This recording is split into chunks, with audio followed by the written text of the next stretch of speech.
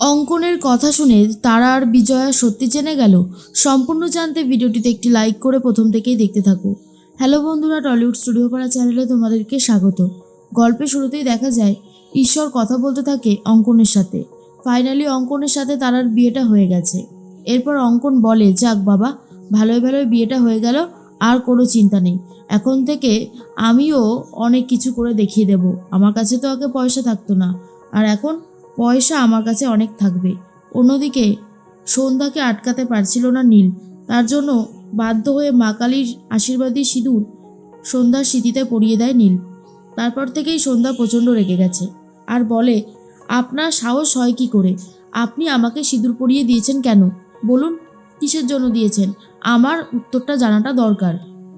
তখনই নীল বলে, দেখুন, আপনার তো কিছু মনে পড়ছিল না, তাই ভগবানের সামনে আপনার স্মৃতিতে সিঁদুর পরিয়ে দিয়ে আপনাকে আমি এটা বোঝালাম যে আমাদের বিয়েটা একদম ঠিক রয়েছে আর ঠিক থাকবেও। এখন তো বিয়ে হয়ে গেছে।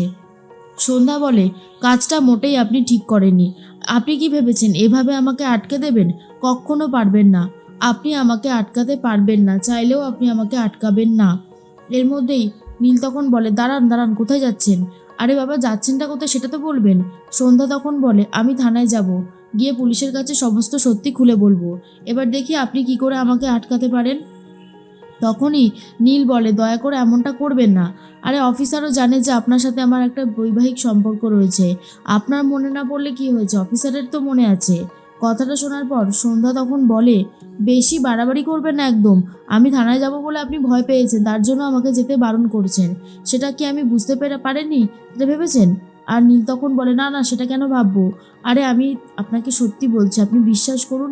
এদিকে ঈশ্বর অঙ্কনের সাথে কথা বলতে থাকে, গুজুর গুজুর খুশুর খুশুর করতে থাকে। আর তখনই বিজয়ের সন্দেহ হয় যে হঠাৎ করে এরকম করছে কেন। এর মধ্যেই তখন ঈশ্বর বলে, শোনো অঙ্কন, আমি কিন্তু তোমার ক্যারেক্টার খুব ভালো মতন জানি।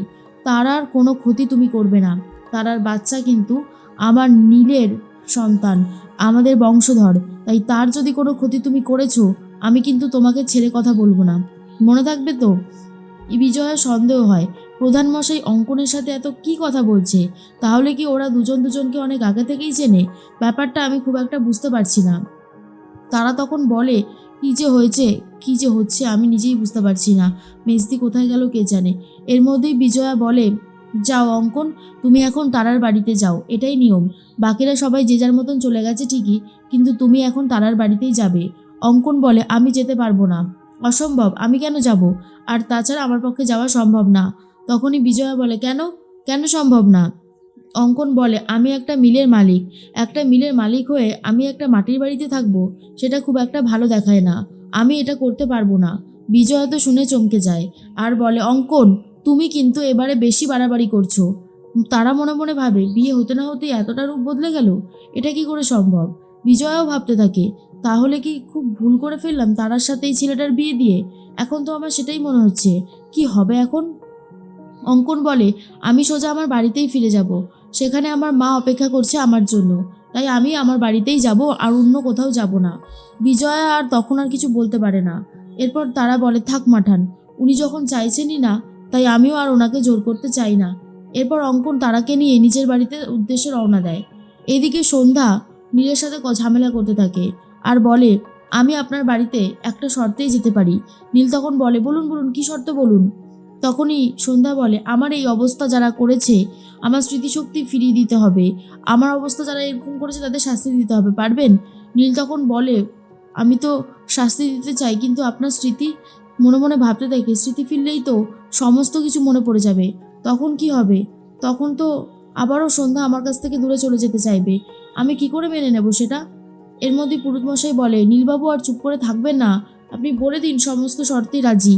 নীল তখন বলে, ঠিক আছে, আমি আপনার স্মৃতিশক্তি ফেরাতে সাহায্য করব। আপনাকে কথা দিলাম, এবারে অন্তত বাড়ি ফিরে চলুন। তখনই সন্ধ্যা আর নীল বাড়ির দিকে রওনা দেয়। এর মধ্যেই বিজুরি আর বিজুরির মা চলে এসেছে। বলে, কোথায় মাঠান, কোথায়? মাঠানের সাথে আমার অনেক দরকারি কথা আছে, কথাগুলো না বললেই নয়। মাঠান কোথায় বলুন? তখনই অন্নপূর্ণা বলে, দিদি, দিদি তো একটু বেরিয়েছে, আপনি এরকম করবেন না, আপনি একটু শান্ত হয়ে বসুন। সন্ধ্যার মা তখন বলে, কি করে শান্ত হয়ে বসবো? আমার দুই মেয়ে, সন্ধ্যা আর তারা, দুজনে কোথায়? আমি তো কাউকেই খুঁজে পাচ্ছি না। বিজুরি বলে, আচ্ছা মাঠান কোথায় রয়েছে আপনারা আমাদের একটা বলবেন? অন্যদিকেই চলে এসেছে বাড়ির সবাই। মন্টু রিন্টু বলতে বলতে ঢোকে, যাক বাবা, তারার বিয়েটা ভালোই ভালোই মিটে গেল, এই অনেক। তখনই বিজয়া বলে, আরে বেয়ান, আপনি ভালোই হয়েছে আপনি এসেছেন, আপনার সাথে অনেক কথা ছিল। জানেন তো, তারার বিয়ে হয়ে গেছে। আমি অঙ্কনকে বারবার করে বলেছিলাম আপনার বাড়িতে যেতে, কিন্তু ও যেতে চাইলো না। ও বলল যে ও নিজের বাড়িতেই ফিরে যাবে, তাই তারাকে নিয়ে ও ওর বাড়িতে চলে গেছে। তখনই তারার মা বলে, এটা আপনি কি করলেন? না না মাঠান, বলুন না, আমার এক মেয়েকে আপনি এরকমভাবে বিয়ে দিয়ে দিলেন, আর এক মেয়ের কোনো খবর পাচ্ছি না, আমি তো কিছুই বুঝতে পারছি না যে হচ্ছেটা কি। তখনই ঈশ্বর বলে, বিজয়া যা করছে সেটা আপনার মেয়ের ভালোর জন্যই করছে। আপনি যে কেন এত রিয়াক্ট করছেন আমি তো সেটাই বুঝতে পারছি না। বিজুরি বলে, মাঠান সন্ধ্যা কোথায়? আমি তো সন্ধ্যাকে অনেকক্ষণ হয়ে গেছে দেখতে পাচ্ছি না। বিজয় বলে, সন্ধ্যা তো রীতিমতো তারার জামা পরে পালিয়েছিল, নীল খুঁজতে গেছে। আপনি তো জানেনই বেয়ান যে সন্ধ্যার স্মৃতিশক্তি হারিয়ে গেছে, ও কাউকে চিনে উঠতে পারছে না, ওর মাথায় এখন কিছুই কাজ করছে না। মাঠানের কথা শুনে প্রচণ্ড রেগে যায় সন্ধ্যার মা, আর বলে, আমার দুটো মেয়েরই এত বড় সর্বনাশ হলো, আমি আর ভাবতে পারছি না। পিসিমা বলে, সর্বনাশ কোথায় হয়েছে, বরং লাভই হয়েছে। আপনার এক মেয়ে তো রাজরানী হয়েছে, আর এক মেয়েও রাজরানীই হবে, আপনি এত চিন্তা করবেন না। কিন্তু বিজুরির মা চিন্তা করতে থাকে আর বুঝতে পারে কিছু একটা হয়েছে। অন্যদিকে তারার মনটা একদমই ভালো নেই। তারা অঙ্কনের সাথে অঙ্কনের বাড়িতে যায় ঠিকই, কিন্তু এটাই ভাবতে থাকে যে আমি আদৌ সুখী হতে পারবো তো? এই ছেলেটার যেমন নেচার, যেমনভাবে কথা বলছিল, আমার একদমই ভালো লাগছিল না। অঙ্কন টাকার জন্যই শুধুমাত্র তারাকে বিয়ে করতে রাজি হয়েছে, ওর আরও আরও অনেক টাকার দরকার। এদিকে নীল বলে, সন্ধ্যা, মানে আপনি এদিকে আসুন। আপনি ওদিকে কোথায় যাচ্ছেন? এটাই তো আমাদের বাড়ি। সন্ধ্যা বাড়িতে চলে আসে, আর তখনই বিজয়া বলে, এ কি নীল, বৌমার মাথায় এত সিঁদুর কেন? নীল তখন বলে, মা, আমরা আমরা মন্দিরে মায়ের আশীর্বাদী সিঁদুর, মানে আমি নিয়ে ওকে পরিয়ে দিয়েছিলাম আর কি, আমাদের আবারও বিয়ে হয়ে গেছে।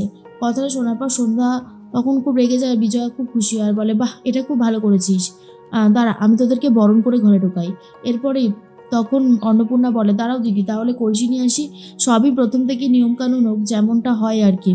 এর মধ্যে নীল মনে মনে ভাবে, সবই তো বুঝলাম, কিন্তু আমি কি করে ওনার স্মৃতি ফেরাবো, আমি তো সেটাই বুঝতে পারছি না।